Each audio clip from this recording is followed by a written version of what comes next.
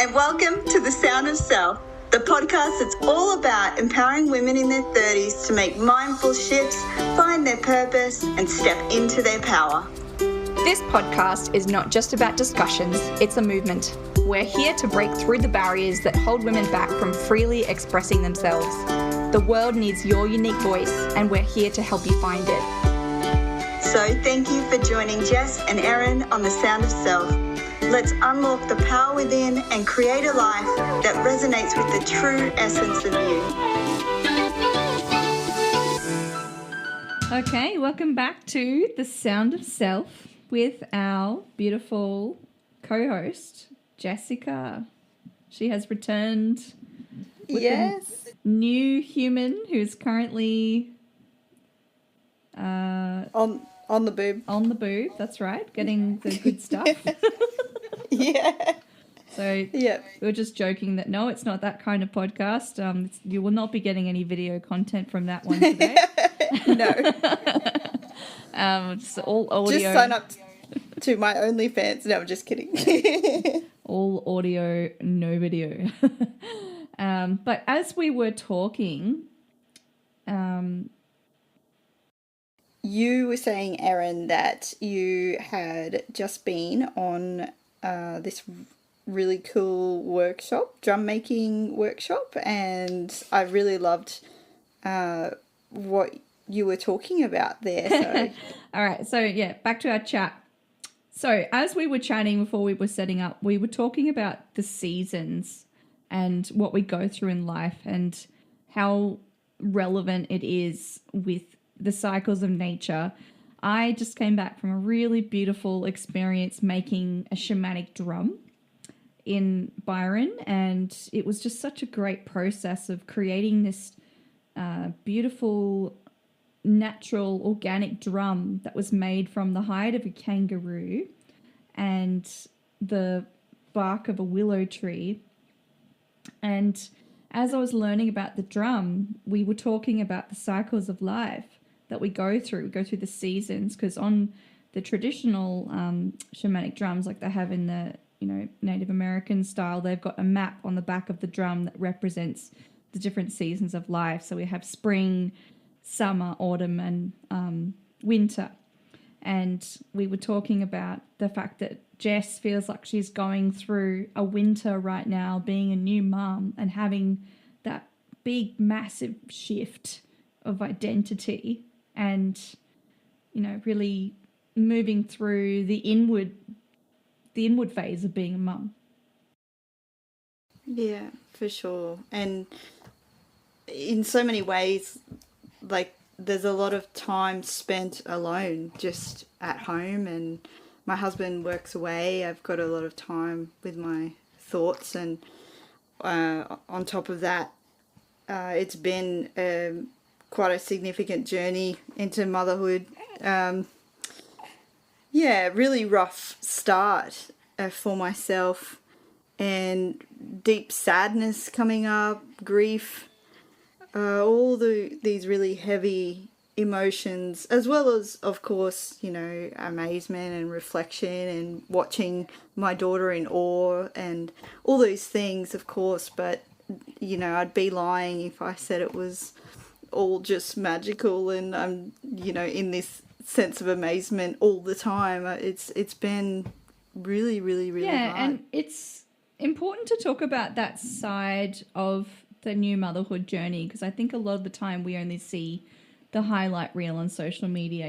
We see the baby bubble and the beautiful pictures of motherhood and newborn babies, but there's so much that goes on behind that. And obviously I haven't been through that journey myself yet, so I can't relate, but I bet there are so many mums who have been through that listening to this, who would relate to that inner winter that they have been through, when they're grieving the identity loss and the freedom that they used to have, not being a mum, not having this human depend on you 24/7, and you have to lose a piece of yourself in that process, because you have to give so much being with a newborn baby. It's incredible what we go through as women. it's literally a death as she's born, and then a new person is born again. And when I come out of this space that I'm in right now, that does feel quite dark and heavy a lot of the time at the moment for me personally, I know that there'll be a new birth again, and that this is a transition phase for me. So the grief is very real, and it's quite complex. Yeah, I don't know how else to describe it. There's so much I could say, but then it would be a whole vent session, and I want to stick to the theme of. I really love how we're drawing from the seasons of change in this, because there's so much hope that draws out, and it's a surrender that's really important in going through any change. And as I was making this drum over the weekend, I was really sitting in the wonder of nature and enjoying the presence and the peace of just sitting in the trees and listening to the creek and sitting in the sun and just enjoying the feeling of the grass on my feet. And I think sometimes we don't really value that. We don't think about it when we have such fast-paced lives. Well, we need that. We need that to recharge, and that's the time that, you know, our circadian rhythms in our brain regulates, our nervous system regulates, because we need that connection to nature, because we are organic beings. We're not robots. And we do have this cyclical nature within us, especially women going through the cycle every month. We go through our own life, death, and life cycle with menstruation and the full moon, you know, being in sync with the moon. And it's just so powerful having those times of emotional release and inward reflection. If you really honor it, it can be so magical. But I think a lot of us don't honor it, and that's when we can have health issues, because we're not listening to our bodies and what it really needs.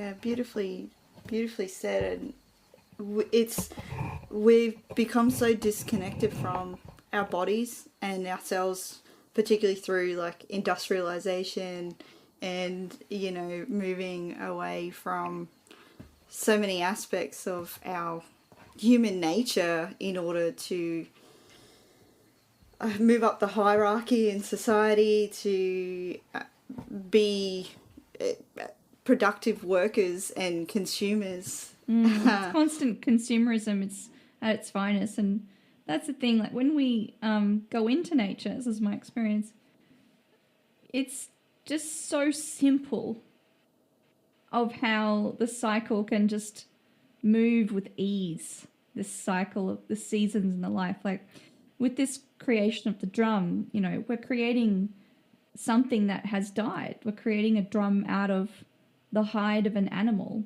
And we had this beautiful process, so we actually honored that, and we sat with it and really thought about the life that this hide has had with this animal.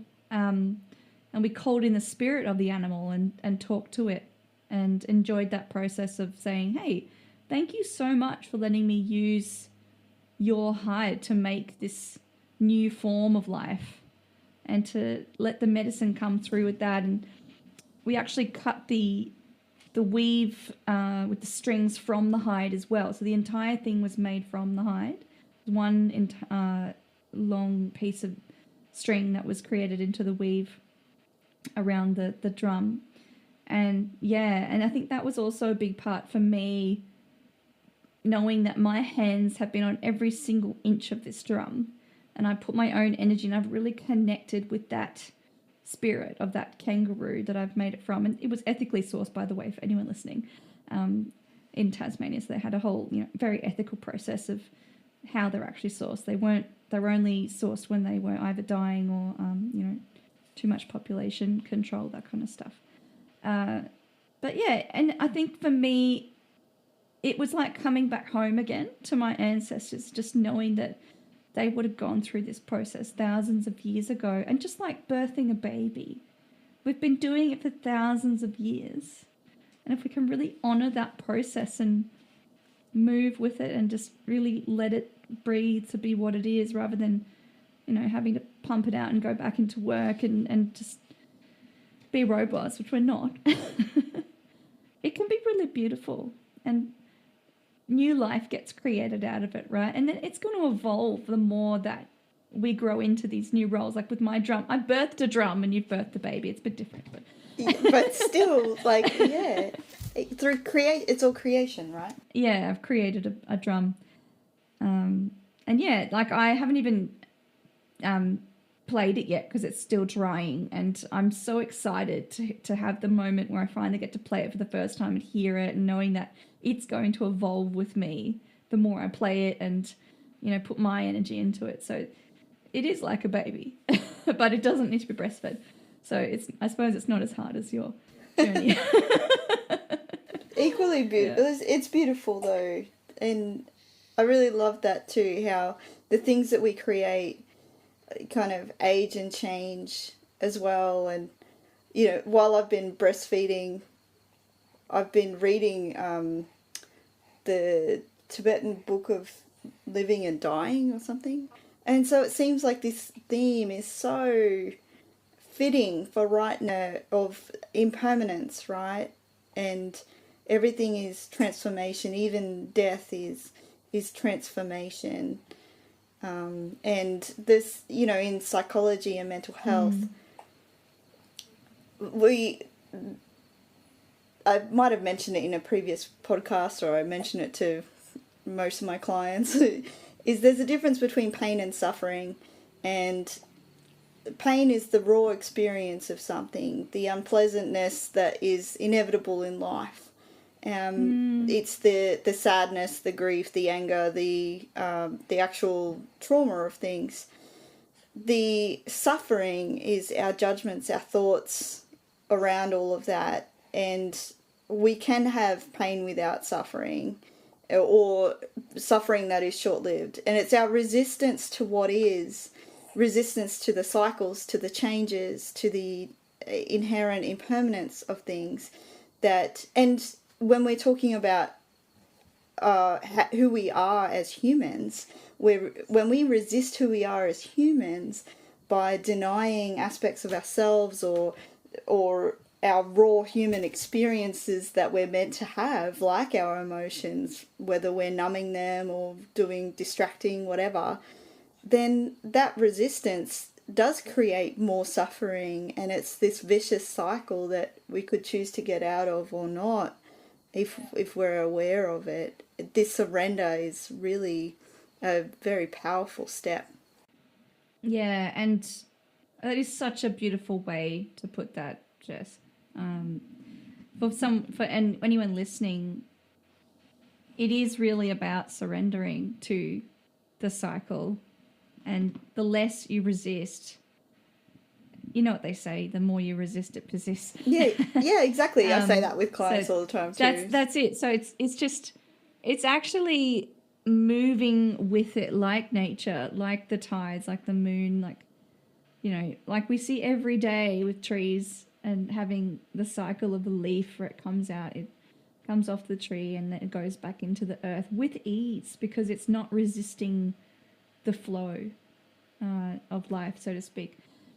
So I think we're getting a bit off topic here, but really what we're saying for anyone listening is just maybe to set the intention to move with a little more ease and release, and just not trying to hold on to things so tightly, so that you can experience that beautiful flow of life in the way that it was meant to. And just a quick disclaimer for those who are suffering from depression, we do mention this in several of our episodes, but we will put the help lines in the cliff notes for you, so please do reach out. It's never not okay to not reach out, if that makes. I think I put that in a really. It's not weak to speak.